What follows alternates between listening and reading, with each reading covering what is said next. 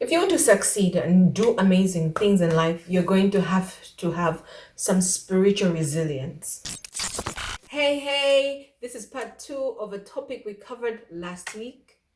Go there, start on that, then come back here. Let's complete it. Let's go. Look at life the way it is. There's so much happening. There's so much that changes. Spiritual resilience allows you to see all that, but yet focus on something bigger beyond what you see.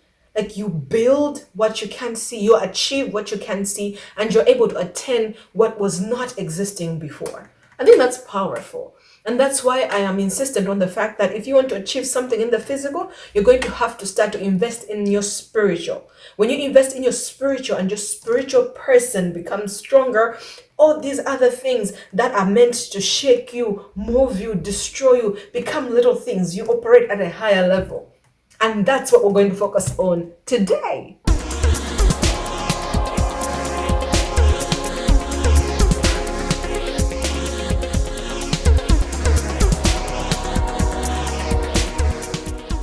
The third thing is do the word. Yes, do the word.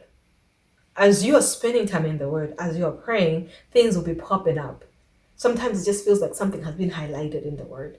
Like for me, I remember I had an experience with Galatians 6 verse 8. I think it says, do not be weary of doing good. In that time, I was going through some issues in my marriage and I was tired. And I had read that scripture over and over before. But this time I read it. It just stopped me in my tracks. I was like, do not be weary of doing good. And in that moment, I understood it as God telling me, don't give up, do good to this husband of yours.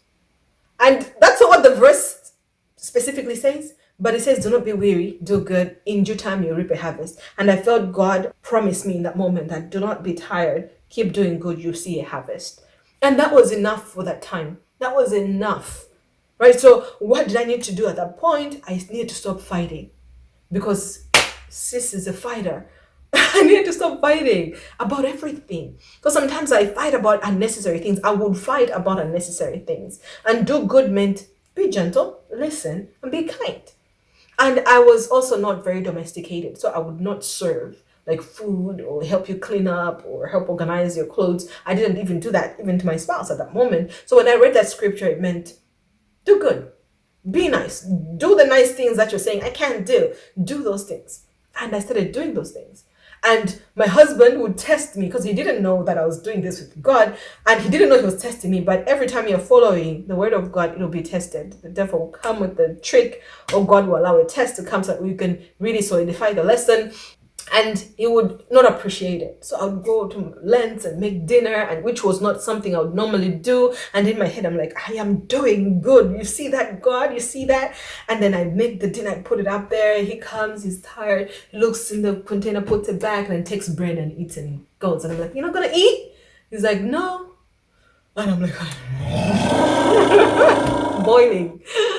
But you do it. So sometimes you fail the test, you speak, and then you get convicted because the test will keep coming bigger, consistently, stronger until you pass the test, right? So do the word. Don't just hear it and say, hey, this is something else. No, it says do not go to bed in anger. It says forgive if you want to be forgiven.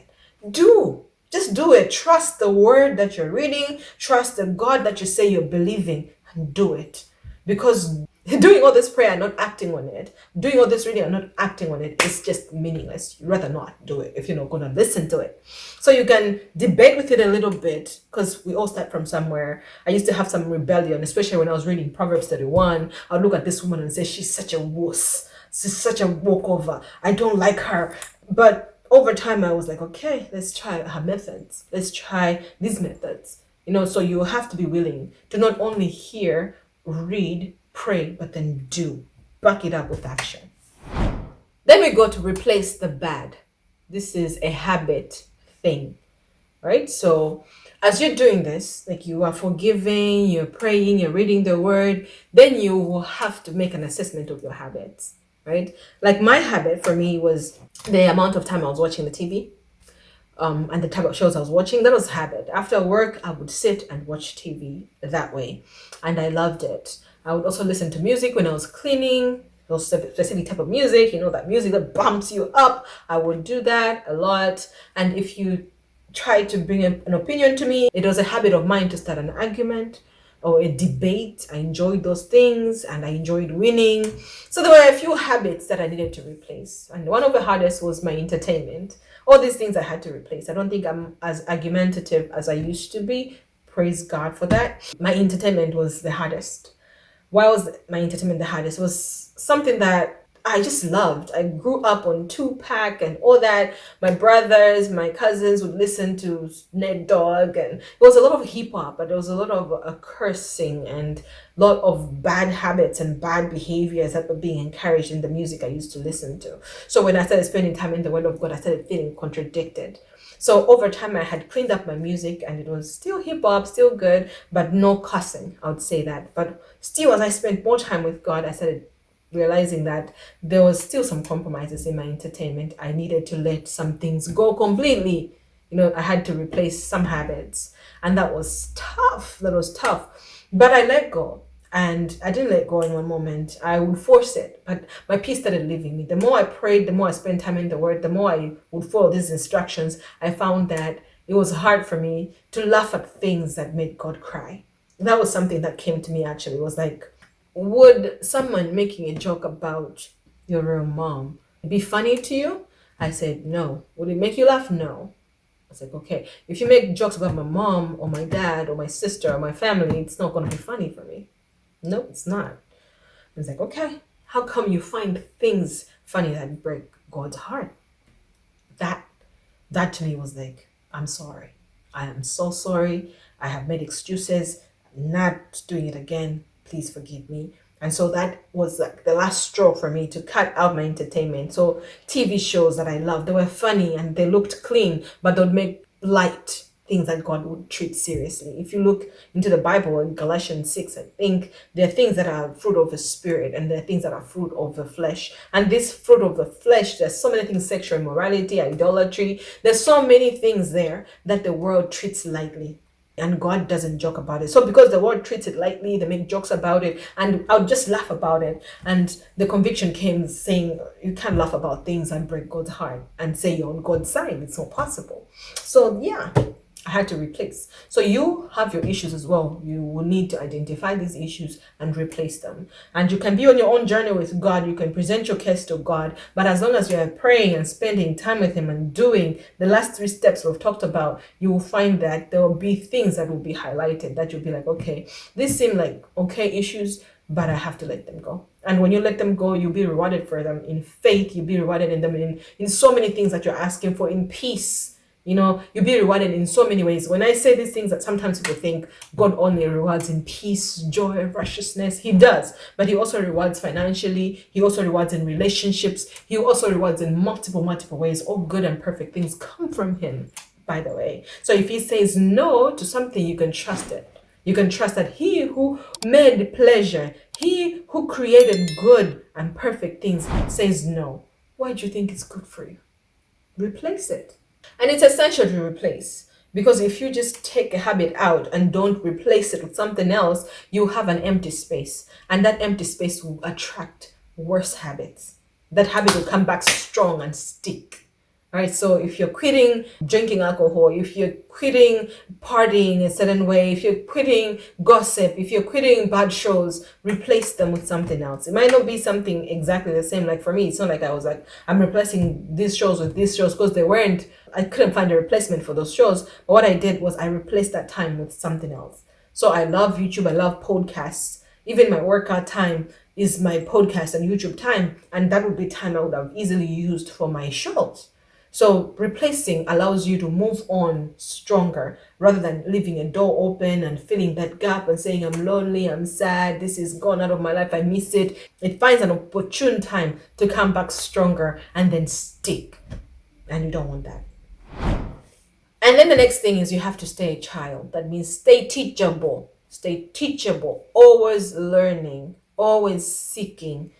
Stay teachable with God. Stay a child also means that you're trusting, you're resting. You don't react the way anyone who doesn't believe in God reacts. Because people who don't believe in God, when the economy crumbles, they crumble. When they hear coronavirus is coming up and everybody is falling apart, they also fall apart. That's how people react when they don't trust God. If you're a child of God, and I see this in my children, no matter what's scary outside, as long as I'm there, they think we're safe, we're good. And when I sit down with them in love and tell them what to do and what not to do, they'll be like, okay, mommy, we'll do our best with that. That is a child. They trust me, they feel safe with me, and that's how we should be with God. You don't have to feel like you have to face everything on your own. Of course, there are times God will say, get up and go. But even as you get up and go, you know He has gone ahead of you. That's the beauty that comes from being God's child. You get security, you get provision, you get direction, you get a covering, you get rest. You get rest. And therefore, you can't even joke about being stressed about this world is crazy. No, you can't even make those jokes because you know you are covered. It doesn't apply to you. You're covered. Oh no, prices have gone up. Oh really? Well, doesn't matter. Doesn't matter. It really doesn't. Because there'll be a way for you because you're God's child. So stay a child. Stay teachable. Stay trusting. Rest. And God will show up for you. Why again do I insist on us mixing spirituality with everything else? Because life is more spiritual than it is physical. When you work on the spiritual things, you will agree with me that everything else will begin to fall into place. There are things that we fight, the battles we fight, like with our bosses, with the market, with this, that are won when you spend time with God. Because then you get perspective. Then you start wondering, oh, I see this. I didn't see that before. So if you want an edge in your field, if you want a meaningful life, you can't ignore spirituality. Because if you treat life just as it is, then you have a hopeless existence. Because when things fall apart, you fall apart. When things are rising up, you rise up. Then they fall apart, you fall apart. When people are saying, okay, this is the new standard, you follow that standard. When people change the standard, you follow that again. You need something solid. And God provides that solidness through Jesus Christ via our spirits. And this is why spiritual resilience is essential for your prosperity. I hope this was helpful for you. If you want to go deeper in these things, leave me a comment with your questions or any suggestions that you have. I'm willing to explore more so that we can get deeper with God. If you're looking to work on you and keep growing, work with me. There's some links in the description that will guide you to my programs that we can work together and grow together. I'm here every Tuesday with a new episode, so stick around, like, share, subscribe, and I'll see you next week. Bye-bye.